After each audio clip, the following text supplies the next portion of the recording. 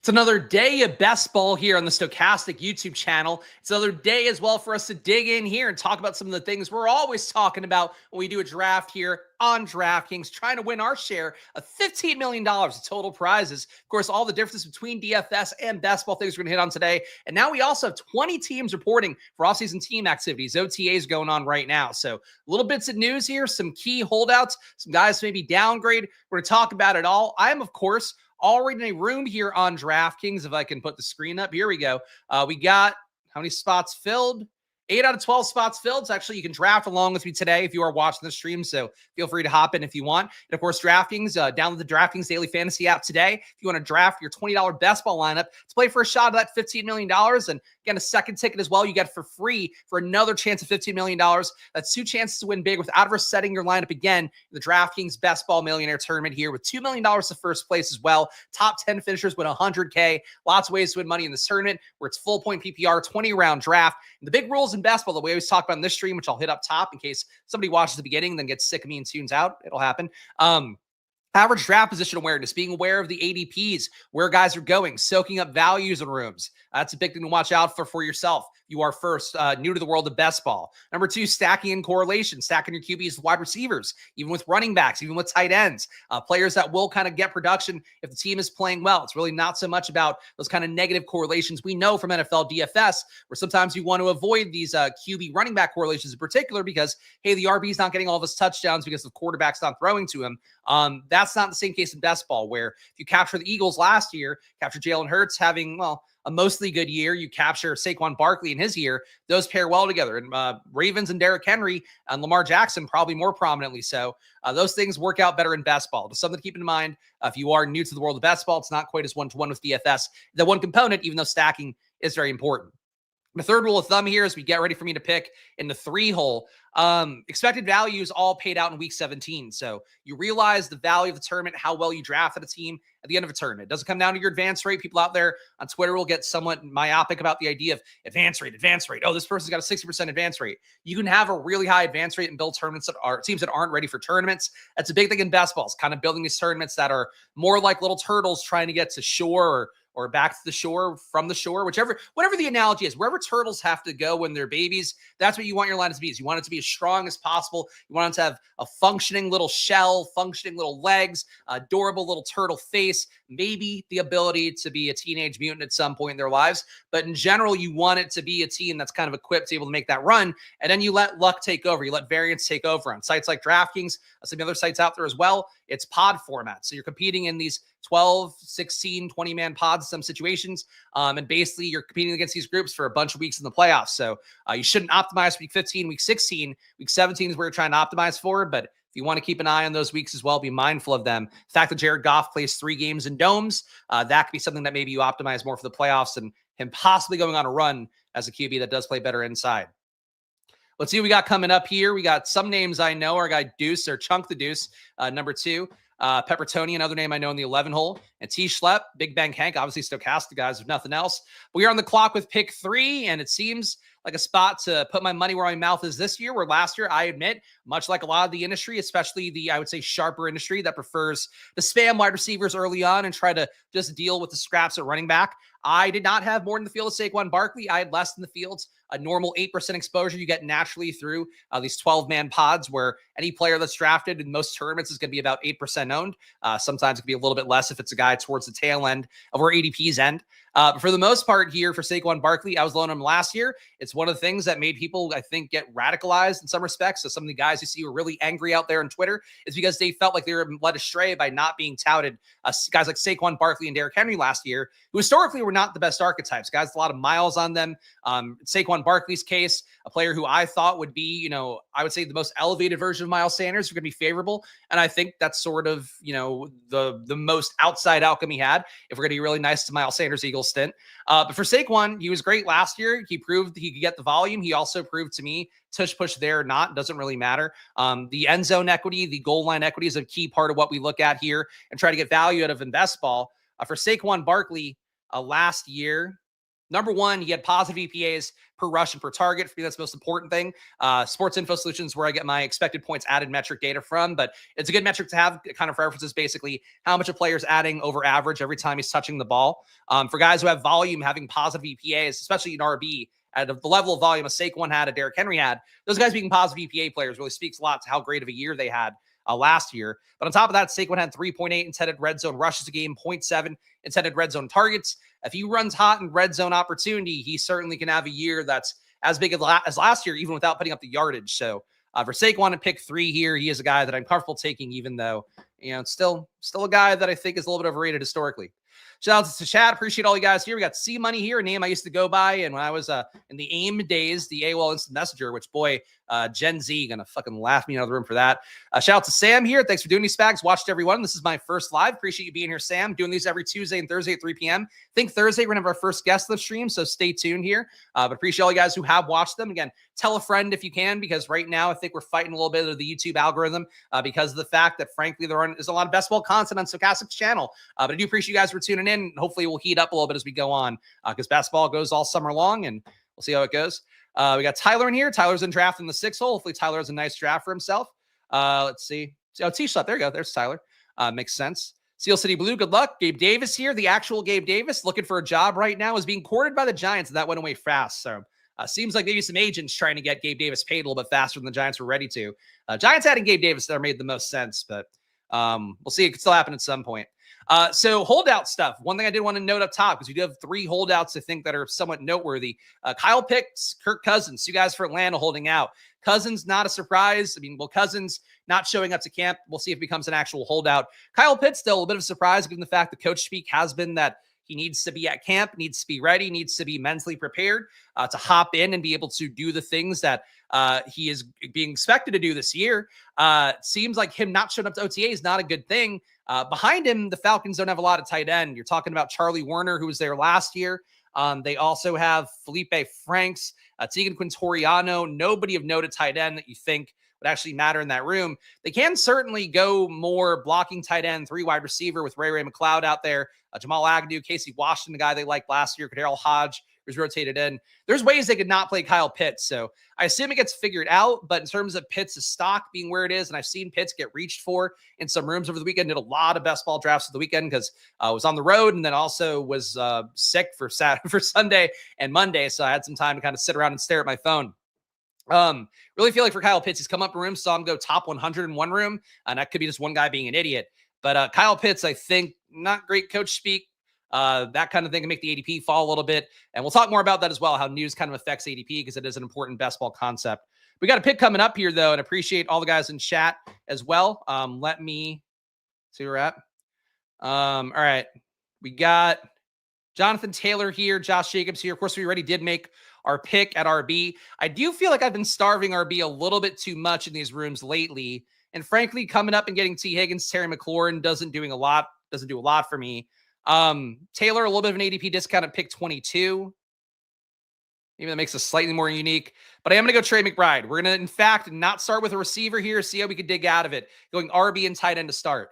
Normally, you do want to be mindful of your draft capital buckets. One of the most important things in best ball is being aware of the concept of you took an RB round 1. Well, you probably don't want to take one round 2, round 3, round 4 on top of that, even though some people out there will, and they'll think they're very sharp drafters. Last year, that approach worked a little bit. This year, it probably won't work as well as how naturally things kind of flow back and forth in best ball slates, which are kind of what the full year is if you are playing best ball the right way. The second part of it is that in general, you want to have your capital balanced better because you want to have the highest potential at upside scorers. A wide receiver, things get really flat past wide receiver 19. Guys don't really spike in as big of a way or as frequently. So you are sort of playing it tough. Last year, a lot of players survived with your Quentin Johnston tier of players being their wide receiver 2, wide receiver 3. That usually doesn't happen in best ball where you have a guy who really, he got kind of a couple things going against him. Had the awful rookie year, bounced back in a big way, sort of because of the new offense coming in and the fact that he just needed an X receiver who can do some things out there. But basically, for how that went last year, I think a lot of the run out that people saw being good last year, at least in terms of advance rate, was pushing wide receiver a lot later. As a result, this year, you might have some trickle down for that. And I think it's more important to be mindful than ever about balancing your capital better, getting enough wide receivers early on. That said, T. Higgins still floating around here at pick 27. We're now not reaching for him. I can live with that. T. Higgins. We get direct leverage on Jamar Chase owners, which was something that mattered a lot during the playoffs last year, where Jamar Chase, huge advance rate, as you might expect. He and Saquon Barkley, two of the highest advance rates in the overall best ball structure, no matter what you're playing on, besides your total points leagues out there. Those guys had the highest advance rate. When you got to the playoffs, T. Higgins offered amazing leverage against Jamar Chase. And also, Higgins ended up scoring enough to actually win people some tournaments. So for Higgins, going to him as my wide receiver 1, I can live with that. He is at this point, the wide receiver, 15 off the board. So not the biggest talent here, but we're going to have to make up at volume at wide receiver because we did starve the position a little bit. Sure, I got EMAC in the chat. EMAC been checking in with me with best ball stuff and do appreciate that a bunch. Of course, EMAC doing some great streams on the weekends as well, bringing that fine Florida tan of his, which I'm very envious of. But check out our pal EMAC streams. And of course, thanks to him for being here and supporting me along my best ball journey. Jason asking, hey, Spags, when Stochastic is going to put out best ball rankings? I do not know that. I would assume it'd be more of a summer thing if/when they do. You can also get mine on OddsShopper's Tails package if you want. I do write up more blurbs and stuff like that. I have to get a little more good at updating, frankly, because the markets are moving a lot this time of year. But we'll be putting out an update hopefully by the end of the week for DraftKings along with the other sites out there. I do rankings for the big 3 best ball sites. So check it out my Tails package if you want, Jason, and let me know if you have any questions and I'll get you set up with that if you want to check it out. But if you want it for Stochastics, they'll be around at some point. I presume Matt Kajeski works on that. I don't know when though, unfortunately. It's not as much of a priority, as it might be to some other sites out there because obviously Stochastic has so many sports that are in season right now and things to balance. I think when NBA dies down, you got a better shot at that happening and coming out. Big RB run for this guy here with Genty, Henry, and Hall. So that's something. One guy I do want to talk about here just got drafted, another of our holdouts. And this is a guy I've talked about actually on stream before. He's going to pick 31, has fallen to the 40 range on some of the other big best ball sites out there with a lot of large price pools, similar to DraftKings. James Cook holding out right now. So he's already put up his home for sale in Buffalo. That's posturing. We get that. But also he wants $15 million a year. Initial reports, he wanted $13 million a year, which would have put him in line with the deal that Saquon got from the Eagles initially before they refinanced things, made it look a little bit better. Now for James Cook, he's holding out for even more money, basically what I think Saquon's getting paid in his new deal. So for this situation for James Cook, he's one of those guys where the ADP, if the holdout lasts, and it should last, you would think, potentially until July or so. If it lasts for a while, you could see a point, and I think you might see it soon with some of the reports out there, Cook can fall in DraftKings to the 40s, I think even potentially the 50s. Other sites out there, he's in the low 40s, think he can fall to the 50s, maybe where he was last year, mid 50s. But James Cook is a guy holding out right now that people will panic over that. He'll come to terms with Buffalo at some point, but it probably won't be for that amount of money. He honestly maybe won't even come to terms. He'll just end up having to play because you got to play to get your year vested and all of that. And he also do have really live threats right now behind him with Ray Davis, a guy who ran pretty well last year. Ray Davis's numbers offhand, I guess not offhand because I'm looking it up. Negative 0.07 EPA per rush, negative 0.6, actually, no, not a negative number, 0.6 EPA per target. So really efficient in the pass game, 21% target per out run.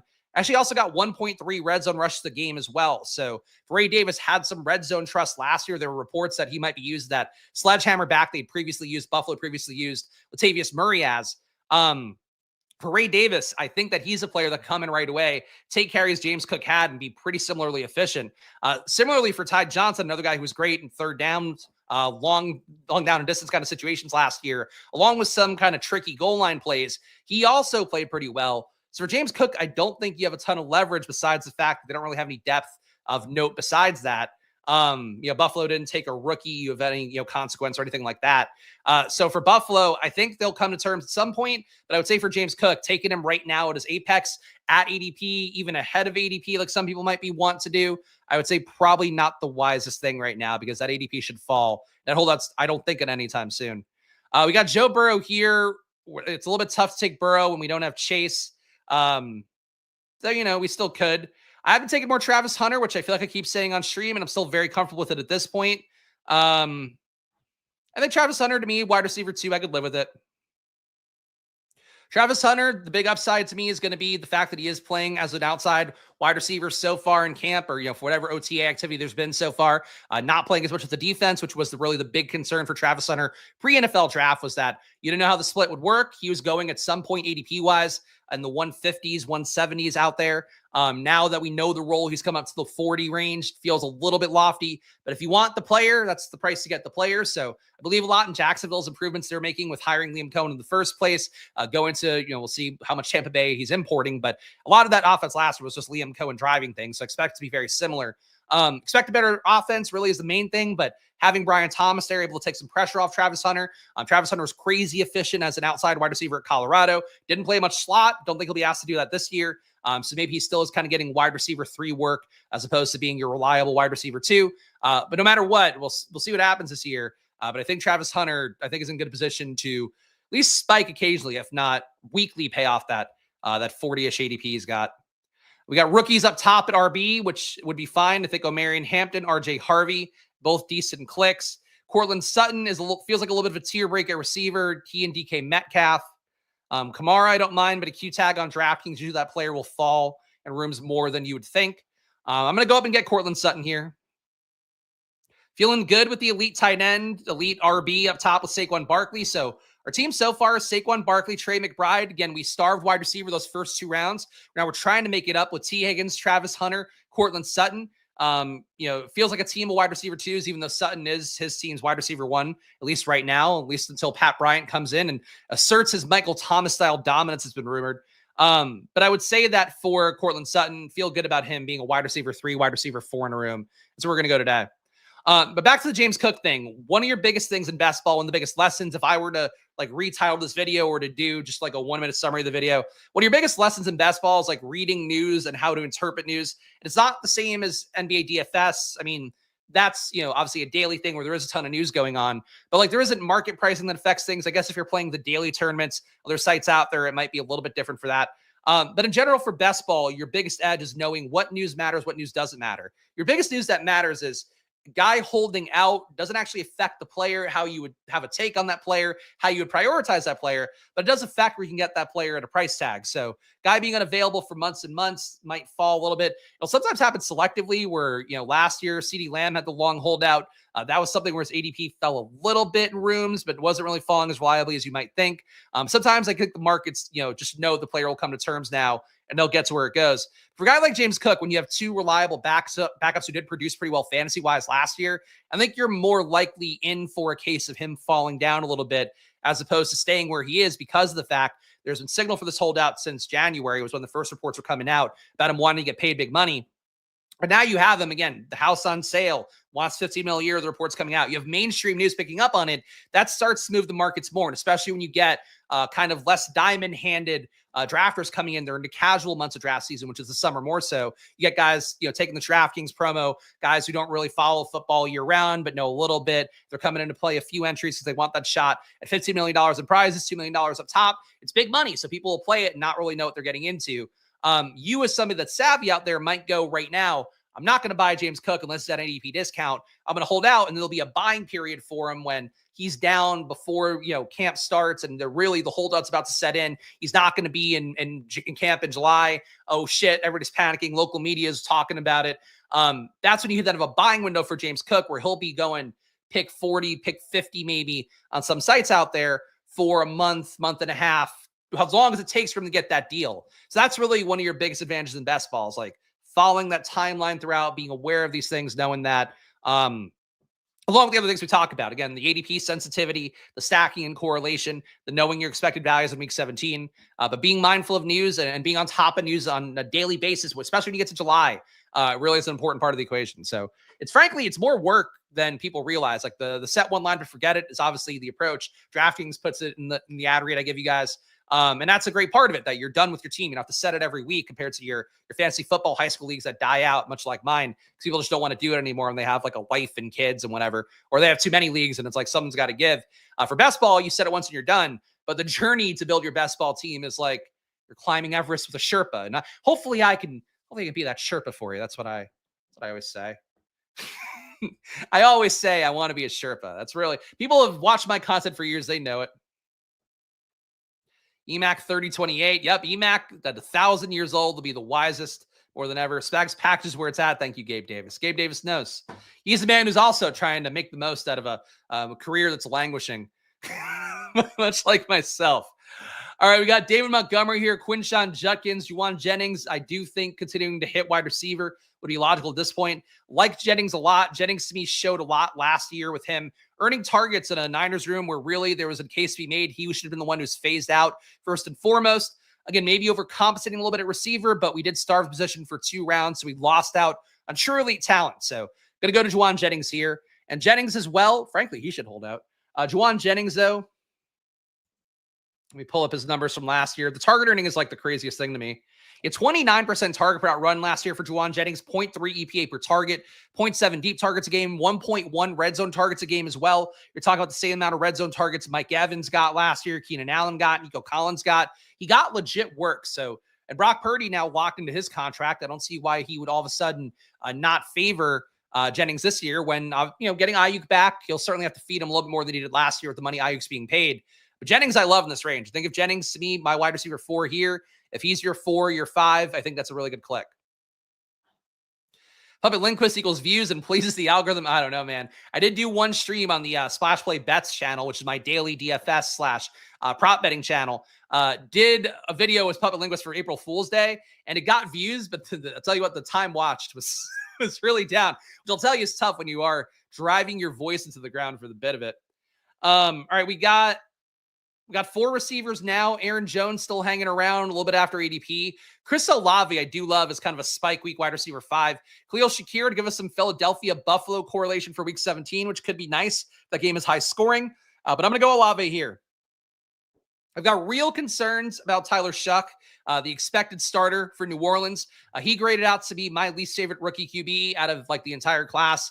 Might have mentioned this on a stochastic stream, but I forget. But guys like Will Howard, I had higher than him. Even guys like Curtis O'Rourke, I would have probably had a little bit higher as well, just for the catchable ball rate, the accuracy, and all that. Shedeur certainly would have had higher. Jackson Dart, infinitely higher. He was my QB2.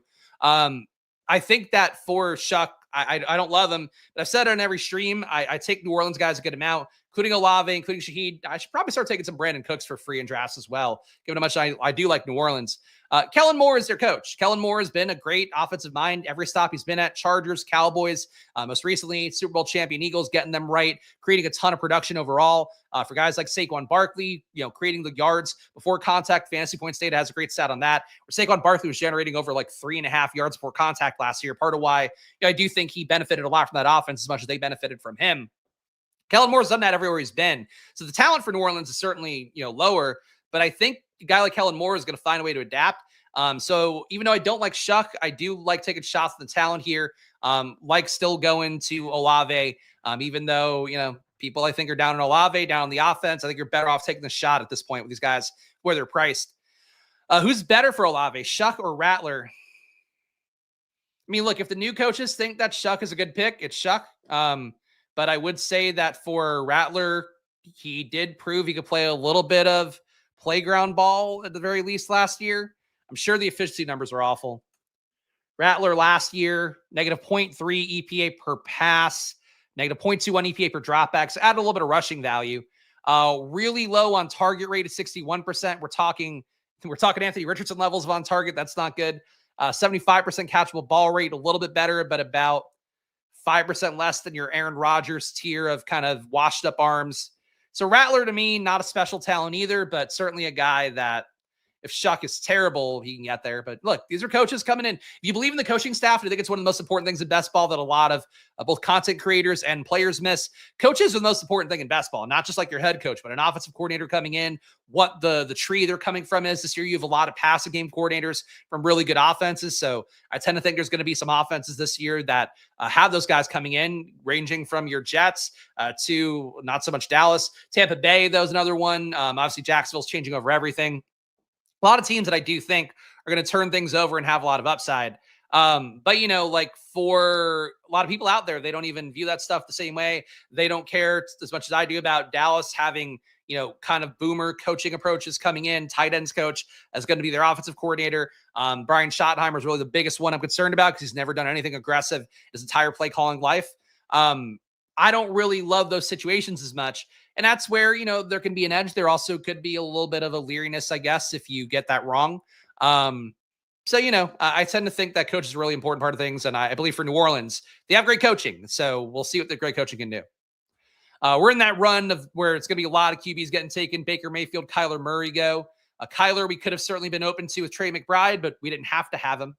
But really, this is where it happens every single stream, guys.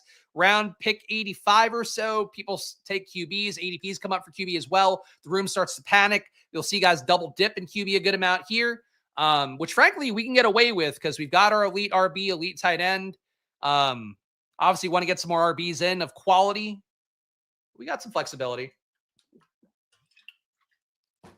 Guys, if you're getting any value of this video as well, please do show some love, subscribe, hit the like button. It's just stochastic if you can. These videos are adding some, some worth to your life. So leave a comment if you're watching after the fact as well. But again, here on Tuesdays and Thursdays doing streams, Bo Nix goes. Would have been nice to get him with Cortland Sutton, but I'm sure that person really needed Bo Nix more than I do. Tracy Downs, Caleb Williams. Really not a great RB pocket. Scadaboo's RB2 would be okay.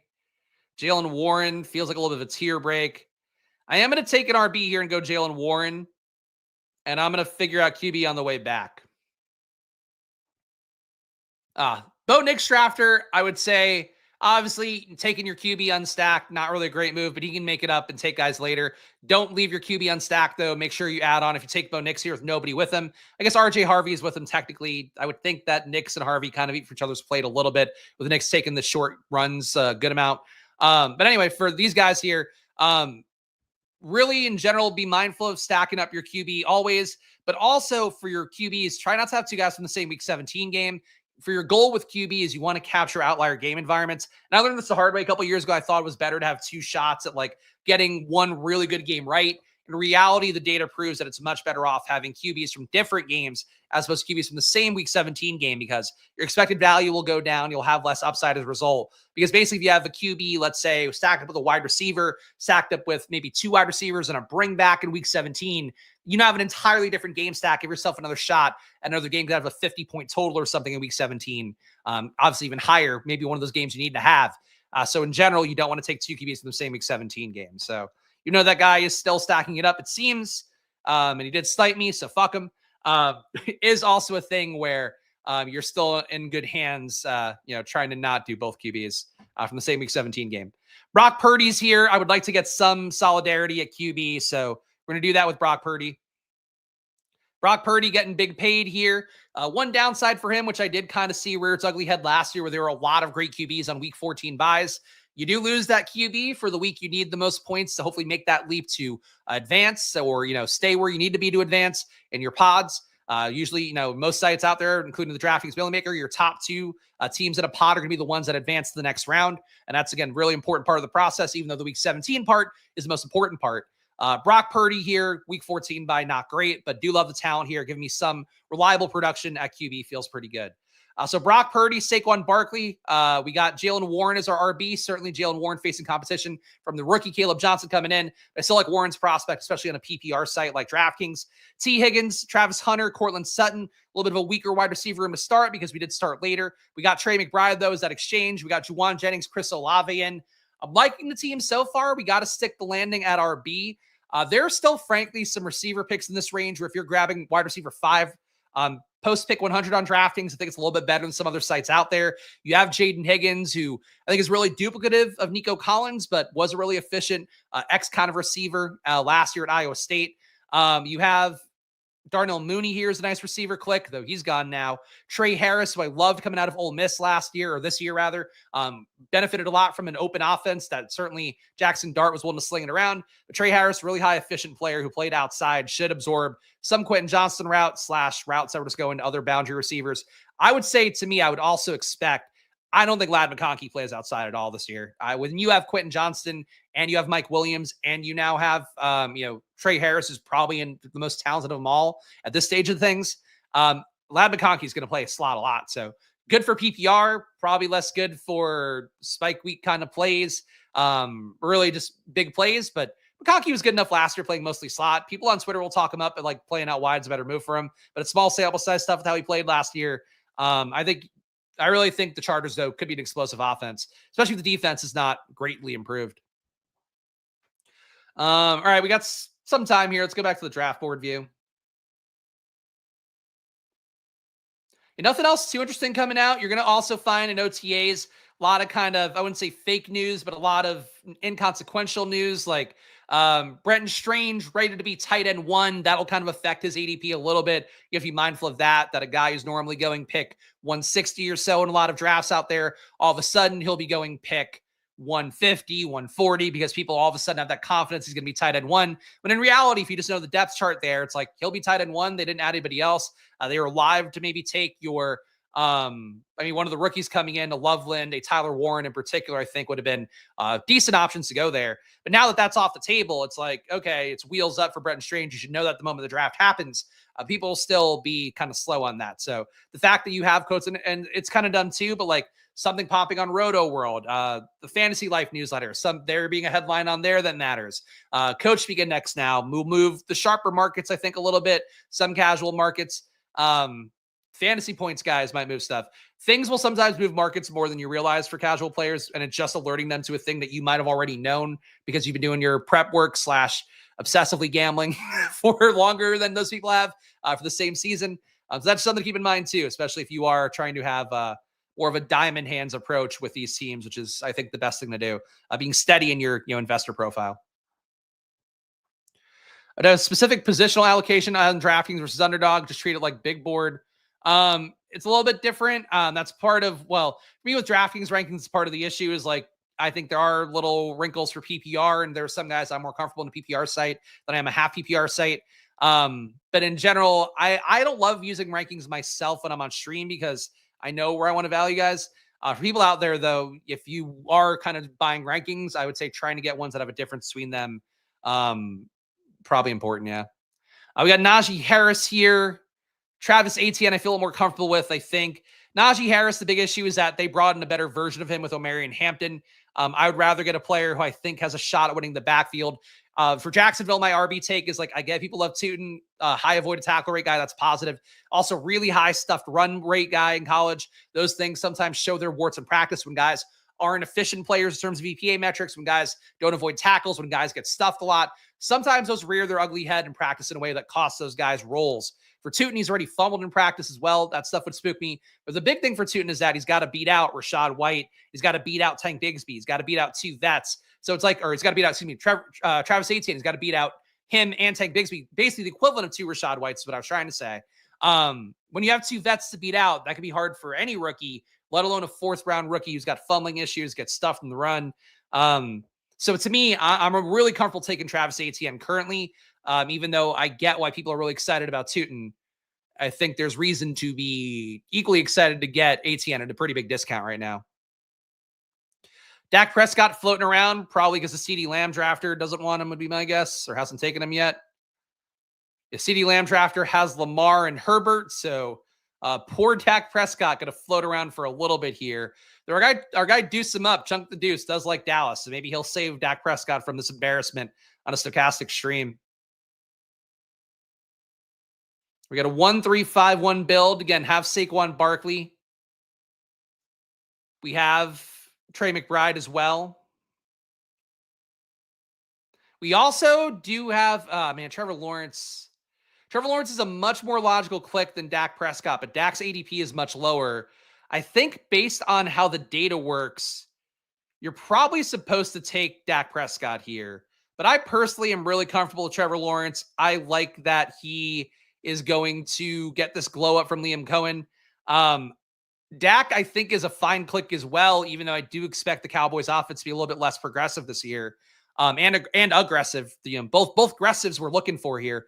I don't think we're going to have that from Dallas, but I think ADP wise, the rule of thumb is that you should probably take the falling player there. It's a 20 pick ADP discount on Dak Prescott. So somebody will get a nice value here, assuming somebody takes him. Let's give the team a read real fast, because that's obviously an important part of the equation here if you are new to the world of best ball. Knowing where your positions have been allocated draft capital and pivoting accordingly. We got Brock Purdy, week 14 bye. Trevor Lawrence is not, so we're probably okay with the 2 QB build if we want to stick with that. Saquon Barkley, Jalen Warren, T. Higgins, Travis Hunter, Cortland Sutton, Trey McBride, Juwan Jennings, Chris Olave. We got Travis Etienne here, Trevor Lawrence. Our Jacksonville correlation's pretty nice. Basically fading Brian Thomas. We could add tight end on later if we want. I like the team so far. I think even though we pivoted wide receiver early, went to RB, went to elite tight end, I think we made it up pretty well by hitting the 5 receivers in a row and then getting Jalen Warren, not panicking here, kind of getting the QBs still in ranges that were acceptable. Could have gotten better value maybe, but I like Trevor Lawrence might have come all the way back to 142, but it's just not worth the risk when you see this much red in the room. Everybody's taking QB. I took Trevor Lawrence. Your appetite for risk may vary here, but frankly, on DraftKings, I'm a little bit tired of always getting sniped at QB. And I think, too, this might be a 3 QB build. So getting Trevor Lawrence out of the way now just felt right to me.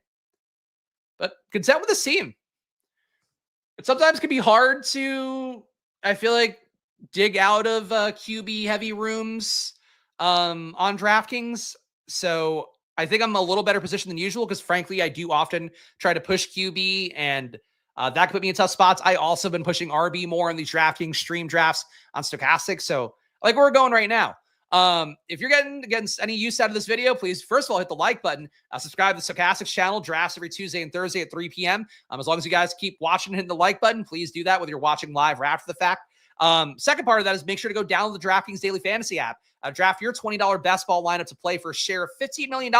You also get a second ticket to play for free when it's your first entry on there for another shot of $15 million. And it's $2 million to first place. That matches the biggest prize pools that are out there in the industry. So it's good stuff on there. Again, top 10 finishers also win $100K. It's worth your time to put in a few entries, more if you can. But check it out. It's a great site. And really, would say if you are just sharp about how to draft, you pay attention, you listen to streams like this one, my pal Pete Overzet, the ship chasing guys, even Davis Maddock. There's a lot of great names out there doing best ball streams. Those guys will help lead you to hopefully, a better way of understanding the stuff. If you know that structure, though, your money will carry you a little bit further on DraftKings this year. We need to make it up at RB a little bit more. I often take Saquon Barkley with Bucky Irving. So for my own personal portfolio, I'm going to take Rachaad White here. If Bucky Irving fails in a given game, I do think it's because Rachaad White takes work away. I also think Rachaad White, the coaching staff's continuing to talk about having trust in him. Bucky Irving really did seize the workload down the home stretch last year, having about a 66% share down the home stretch. And he also put up 1,500 yards. So he did more than enough to earn more of a role this year. But in game scripts where it is a very obvious passing situation, I think you'll still get Rachaad White out there. Goal line, those guys alternating if Bucky's tired from a long run. I think you're still going to get Rachaad White coming in there taking touchdowns. So I'm comfortable taking Rachaad White this year a lot more. I've got maybe 2 shares of him across 500-plus drafts last year at his much shittier ADP, in my opinion, in the 70s last year. I guess, honestly, he was going in the 50s of points. For Rachaad White this year, he's basically free because people got burned by him last year. And that's an easy one to just course correct and go, yeah, he's RB2. Frankly, if you don't take Bucky Irving, you're going to take a shot on Sean Tucker later in a draft as well. Bucks have kept the entire room there, the cupboard, exactly the same. So if Bucky somehow gets hurt, people don't price in contingent value enough. Now they view guys. Rachaad White's still a good click, even though it doesn't feel like it. How he played last year. 2-4-5-1 build here. I mean, I think there's something interesting we can do, which I still feel comfortable with, even though I know some people out there might not love. I'm going to go Tank Bigsby.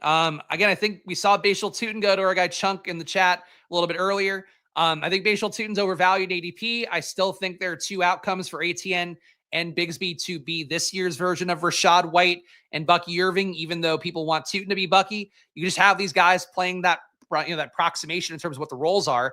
And ATN is still a guy, even though the avoided tackle rate was down to I think he was under 10% last year. Let me check that. ATN last year, an 8.3% avoided tackle rate. That's really low and bad. Still 1.4 red zone rushes a game, 0.4 red zone targets. That's not bad. Not great EPAs for ATN either, both in the negatives. Bigsby, 18.5% avoided tackle rate. Maybe, I mean, he's more your power back, but he has the avoidability that Liam Cohen used well with Bucky last year.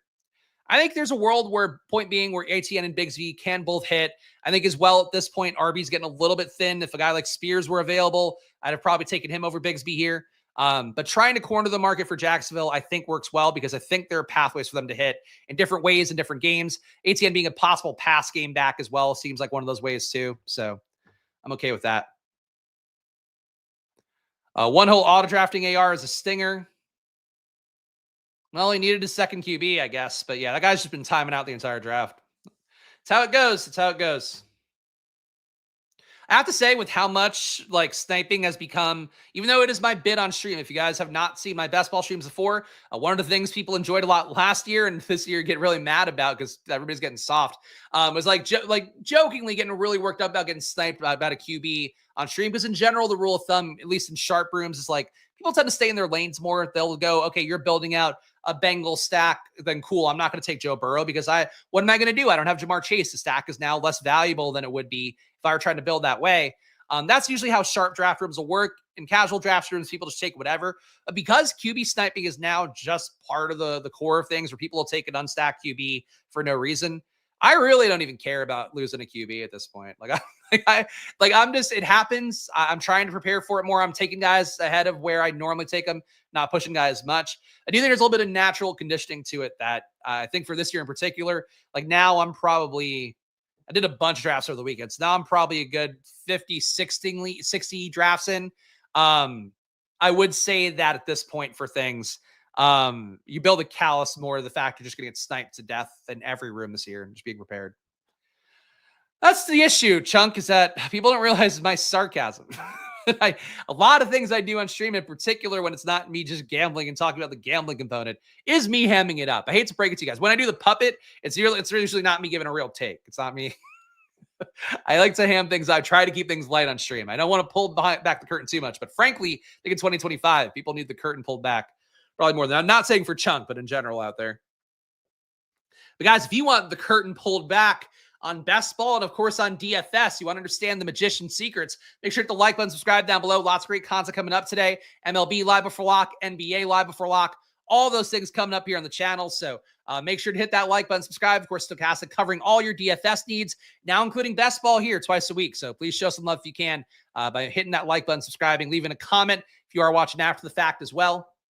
I will be doing another stream as well on my Splash Play channel after this one. So I'll link the Splash Play channel in the chat right now in case you guys are watching live. But check me out on there. It'll be a different PPR site, so I'm not going to give the full plug on there. But another good site out there that I'd recommend you guys trying if you are new to the world of best ball. So check it out over here. Oh, you know what? Good question by Gabe Davis, actually. Where's the football? The football is, in fact, right here. But I had to move it because Kitty the dog was over here for my earlier stream I did for the NBA DFS slate today for the showdown, DraftKings showdown. So if you want to check that out too, that's on my Splash Play Bets channel. I'll just plug everything while we're doing it. But now here we go. Now I got the football. I usually do hold the football during stream because Scott Hansen did it on one of my Pal Pete Overs that streams, and I couldn't stop thinking about it. Thought it was thought it was so cool. And now it's become a bit that I've internalized, and I just have done it on every NFL video I've done for a year and a half? No, more than that, because Scott Hansen was is it 2 years? I've held this football on stream for a lot. Either way, it's now my bit. Scott Hansen can have it. He's going to get promoted to work the Olympics this year or some shit. So Scott Hansen can give me the football bit, I think. You can afford that one. We got 2 picks coming up before ours. Would have loved to have gotten Bretton Strange back here. Think he's a nice click at this point at pick 162. As I mentioned, do think he'll come up a little bit. Just some people not realizing he'd be the starter for Jacksonville, but he is now going to be your starter for Jacksonville. But we have a 2-5-5-1 build, so we definitely need more at receiver. We also need more at tight end, and I think when we have this bet, fading Jamar Chase, I think going to Mike Gesicki here, the number 2 pass catcher, I would say, behind Jamar Chase. I would say it's Higgins, Gesicki, Yoshevich is still there. Yoshevich could certainly be better this year with another year in the league. But for me, getting Gesicki here is tight end 2 when we have Trey McBride. Really, the only way I feel like we're not playing Trey McBride is Gesicki scores more points than him, and that will happen hopefully 3 to 5 times in the year. Enough. So I'm cool with that pick right now. Still live for a third tight end maybe because we have a 20-round draft on DraftKings. We all love some good sarcasm. What do we? Do I have a bladder you can dream of? I do have a pretty strong bladder, but I do pee before I do a stream usually. Our old pal Neil Orfield, guys, of course, know from the Stochastic channel back in the day. Like he takes a dump before every stream, which that's a little bit much, but whatever you got to do to get where you need to go, either on stream or off stream, I guess. This guy G-Bill soaking up the clock. No, he's making a pick. All right. Now we're killing it. Clock moving. I think we got a decent little pocket here as well. Let's see what our guy Chunk does. Goes Hunter Henry. I like that because that leaves me with Josh Palmer, which I think is a nice wide receiver 6 click. I like Romeo Doubs as well. I think ADP-wise, you can make the case for it. But we do have a little bit of Philadelphia Saquon Barkley, so I'm comfortable taking Josh Palmer, Josh Palmer got paid like Darnell Mooney this offseason, and I think that's something that still is not really caught up ADP-wise. Didn't catch up last year with Darnell Mooney, and Darnell Mooney fucking killed last year. Darnell Mooney was a great click last year in a way that I wasn't mostly prepared for when I was doing a stream. That first time that he got signed, I was like, Darnell Mooney got paid $14 million a year. That's basically what Josh Palmer's getting paid. So I think him in Buffalo, very similar player to Khalil Shakir, which does spook me a little bit. I think Keon Coleman's really the only unique receiver in that room. But round 17 for a guy who's probably going to be out there every snap. I think that's it. Pre-show dump. Love that for him. But again, whatever gets the edge off, whatever, different things. You could smoke a little. You could have a drink, or you could have to take a big old dump. Big old Minnesota State Fair dump. The big old double fried Oreos dump. That's what you gotta get out. I bet Neil didn't have it on his bingo card that he'd be talking about his dumps on stream today. But Neil's a great streamer. Obviously, did a lot of great work here for years, even though I don't know if I should be talking about him if he doesn't work here, but whatever. Neil's a good guy. I think he'll be okay with it. All right, we got some picks coming up here as well. As I I'm not nervous about it. He says nervously. This guy here trying to make it up at RB real bad. Cheeseheads starve the beast too much here. This is what happens, by the way. And I'll tell you, this is what some of my teams looked like a couple years ago if they could get away with it more. Last year, I still certainly try to get away with it more than I probably should have. This year, I don't think it's the wisest move, but no RBs through the first 8 rounds, goes to RB round 9. Then he skips it again for a couple rounds, goes to RB here.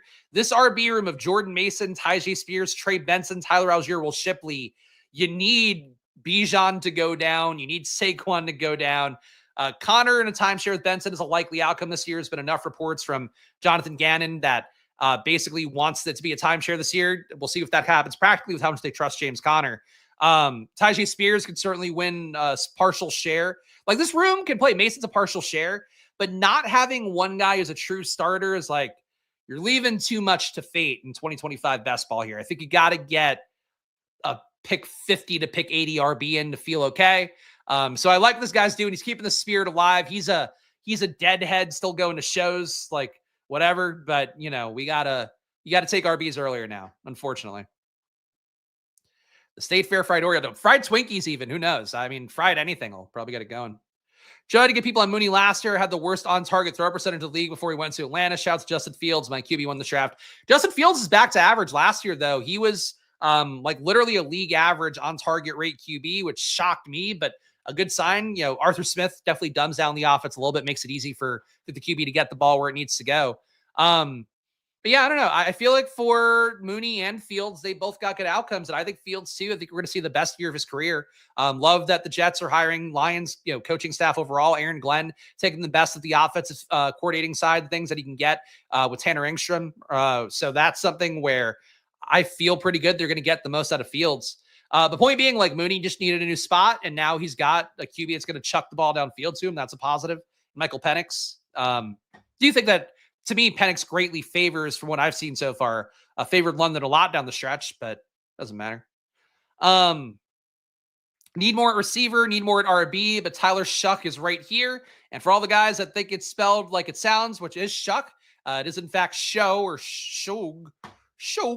We're going to take him, though, as QB3. Just got enough of the New Orleans bet here. I might increase that bet with one more player late in the draft. So going to take Shuck and hope for the best. Shu, I would also be okay with if he pronounced his name like that. But it is Shuck. Shuck. All right. Probably going to be Tyler Yuck if he plays like he did in college. But he got so much steam. I don't know, man. Even the reporters were talking him up a lot last year. or last year rather, before the NFL draft. Feels like last year already when you are doing this much NFL content already and also doing the other sports. But yeah, for Tyler Shuck, got like, the Ian Rappaport hype train going his way a little bit. There's something here that I just can't see with the numbers, I guess. But I like my guys to be as accurate as they possibly can be, to run a good amount, to have positive EPAs at every level if they possibly can. Shuck's biggest merit was that he handled pressure really well. I think actually might have had a positive EPA under pressure. That's not enough, but it's something. It's better than nothing. Kellen Moore cosign, good under pressure. We could take those two things. We're coming up here for our next pick. Got a few rounds left. You're in round 17. And of course, DraftKings is a 20-round draft. Some other sites out there are an 18-round draft. So keep that in mind when you're doing drafts. You got to know the rules of your platform. And the PPR difference, another big one as well, when you are playing on DraftKings. But we got, honestly, great coach speak from Marshawn Lloyd. I think I can skim the wide receiver dirt pile a little bit. Marshawn Lloyd, coach is talking him up a lot so far in the preseason. And the big thing with Marshawn Lloyd, which encouraged me a lot, number one, he was shifty as hell coming out of USC, had like a 38% avoided tackle rate, which is above the 33% rate I'm looking for guys to be super elite. Your Jahmyr Gibbses, your Bijan Robinsons tend to be around that range. Your Bucky Irving's also around that range. Marshawn Lloyd had 38%, though at limited touches, had about 12 per game his last year at USC. But, we still have the health risk stuff. But the report is that he stayed in Green Bay. He didn't leave. He's been there doing the work the entire offseason, apparently, deep in the playbook as well, as what the coaches have been saying to the beat reporters. So for Marshawn Lloyd, he is very much to me a wheels up end of round draft pick. I would take him over Dylan Sampson. I'd take the shot over Devin Neal. I would certainly take him over free agent Dobbins, even though I think Dobbins has utility. Kareem Hunt has multiple guys coming for the job he had last year. I think Marshawn Lloyd is more of a guy around this Justice Hill range, and Justice Hill to me should be a little bit higher as well. So Lloyd to me can get to the 150s again, and I'm in. He's got a lot of juice. I think they needed somebody to break up Josh Jacobs' endless workload last year. And certainly they got good results out of the guys that were there who were low pedigree backs behind him with Emmanuel Wilson and Chris Brooks. Neither of those guys are real picks. Neither of them got the draft capital or the coach speak that Marshawn Lloyd got last year and so far this year.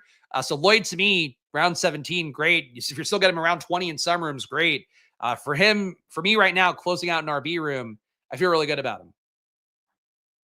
So our team so far, let's give it a read because we got some time between picks. So 3-6-6-2. So definitely need to make some more picks at receiver here down the home stretch to make things feel a little bit better. We got Brock Purdy at QB, Saquon Barkley, Jalen Warren, T. Higgins, Travis Hunter, Cortland Sutton, Trey McBride, Juwan Jennings, Chris Olave. It's going to really feel good about our top 5 receivers. So I'm okay. Kind of starving the position a little bit late.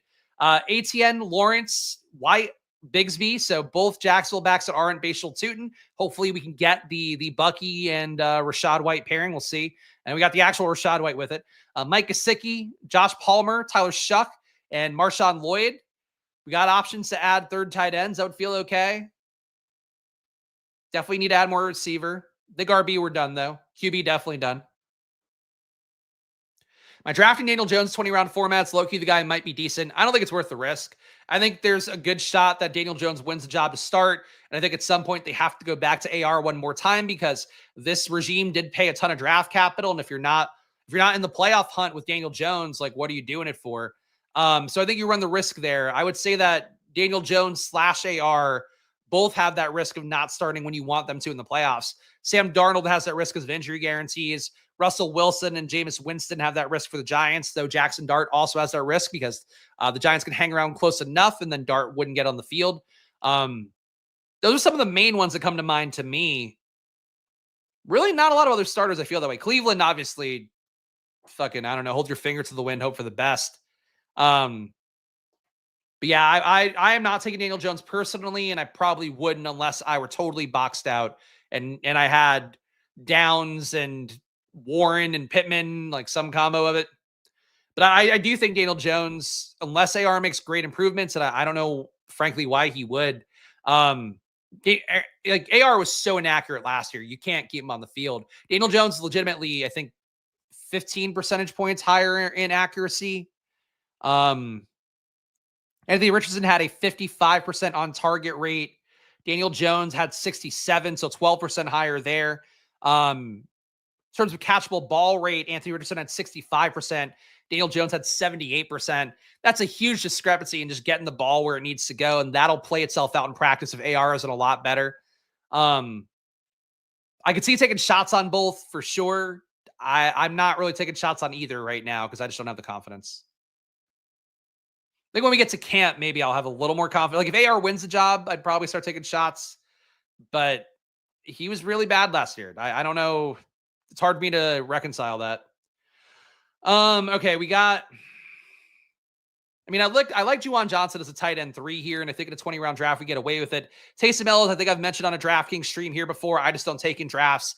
35-year-old guy coming off an ACL tear for a team that's totally different and not going to rely on him in the same way you would guess.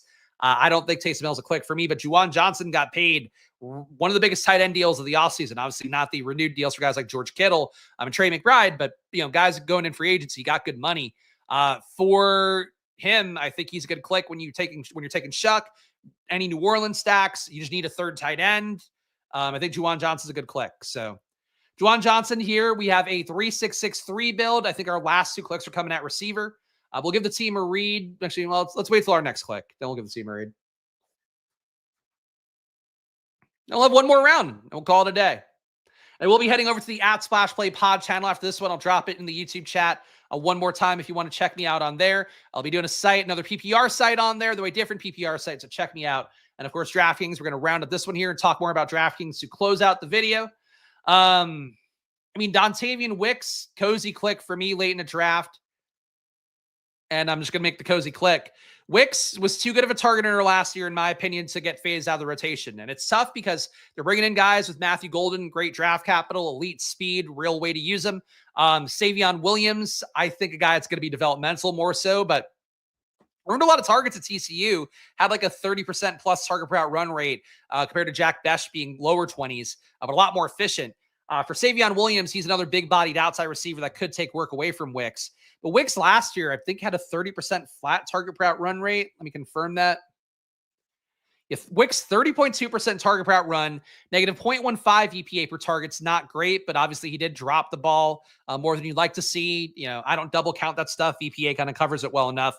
An incomplete pass, a drop pass, I think it's the same thing. Wicks also got 0.8 red zone targets a game, 0.8 deep targets a game, and he's due for positive regression on the deep balls because he had a negative 0.8 EPA on deep targets. So maybe he loses that one deep target game to Matthew Golden, who they're drafting for this reason. I think Golden right away absorbs a lot of those Christian Watson go routes that have been there for a while in Green Bay. But for Wicks, I still think he got targeted too much to fall out of the rotation entirely. Like he's going free right now. He's another guy as well that people got burned by last year. And that's one of the things where if you got burned by a player last year or the markets got burned by a player last year, it seems like there's like a 50 pick tax on these guys just because they suck for people at too high of an ADP last year. So Wicks to me in round 19, I think still a very nice click to have, especially compared to Christian Watson, who much like Tank Dell, very unlikely to actually play this year. I would take Wicks. This Wester player, I feel like is like the Efton, whatever his name is, Efton Chisholm guy for New England. Really not actual guys that you hear can't buzz for right now that have no draft capital, actually ice the players ahead of them that have much better historical draft capital. Really not the kind of players I would take in a draft right now. Like you're telling me Wicks or this guy who is very unlikely to see the field, I would say Wicks very often. So that's one thing I try to recommend to be mindful of in these drafts later on. Thank you, Consigliere. Very good decision by Stochastic to get Spags on basketball content for them. I appreciate that. I am producing. I am producing. Do a little bit of everything here. All right, one more pick coming up. And again, before we hit that last pick, which you can see coming up on the screen, we'll give that last plug. I guess probably not the last plug, but one more plug. Download the DraftKings Daily Fantasy app now for your chance to draft a $20 best ball lineup for a share of $15 million. And that includes a second ticket to play for free for another share at $15 million. That's 2 chances to win big. And that's without ever setting your lineup again, opposed to your office leagues, your redraft leagues is one-time drafting, and it's done. You might have seen the feature article in Rolling Stone by Justin Herzig, another great guy in the space who's really won a lot of money doing it. I don't know if he's a great guy. Seems like a nice enough guy, but he's won a lot of money doing it. He's made the finals, some of the biggest tournaments many times. So That's what you're kind of getting here is you get the shot at big money. You have to let the site hold your money for a while. That's a trade-off, and DraftKings, I think, to their credit, doing a great job giving you the bonuses this year for tickets, and I'm sure there's going to be more coming up throughout the summer. So check it out if you haven't yet. Get that free ticket going for yourself on DraftKings and draft on there. Really, to me, my goal is to try to max out the 3 big best ball sites this year because I think that's where my best EV will be. For you guys out there, though, just getting on DraftKings, giving it a shot, I think would be a wise thing to do. And our last click here in a draft, not a lot of names I'd love, to be honest. Westbrook-Akine, though, I've been thinking about a little bit more lately, especially in a 20-round draft. We don't have any Tampa Bay correlation here for Week 17. That's where I think Westbrook-Akine is a little more appealing. But he's a guy that did spike a lot of touchdowns last year. Miami went to get him for a reason. Didn't pay him Darnell Mooney money, but paid him to come in and take a role. And I do think he can soak up some touchdowns again, potentially in certain situations. So we need another receiver in. Savion Williams, I don't want to take because we have Wicks. Jalen Lane, I'm not really on board with yet. Zacchaeus, I don't think is really a dude for Chicago. But Westbrook-Akine for free, we'll take that shot. So our final team here is a 3-6-8-3 build. Brock Purdy, Saquon Barkley, Jalen Warren, T. Higgins, Travis Hunter, Cortland Sutton. It's our wide receiver start. Trey McBride, Juwan Jennings, Chris Olave, Travis Etienne, Trevor Lawrence, Rashad White, Tank Bigsby, Mike Gesicki, Josh Palmer, Tyler Shuck, a 3 QB build, which we didn't really need given the QBs we got, but feels nice given the New Orleans stacking we have. Marshawn Lloyd, Juwan Jennings, more New Orleans stacking.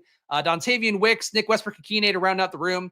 I'm very happy to see him. I think this is a really nice one. Good balance throughout. We did starve ourselves in terms of the elite at wide receiver, but I think got better for it. So that's how that team looks. More streams coming up on Stochastic, guys, including your Showdown DraftKings stream today for NBA Live Before Lock and MLB Live Before Lock coming up as well. So check that stuff out. Check me out on the @SplashPlay Pod channel one last time. I'll drop it in.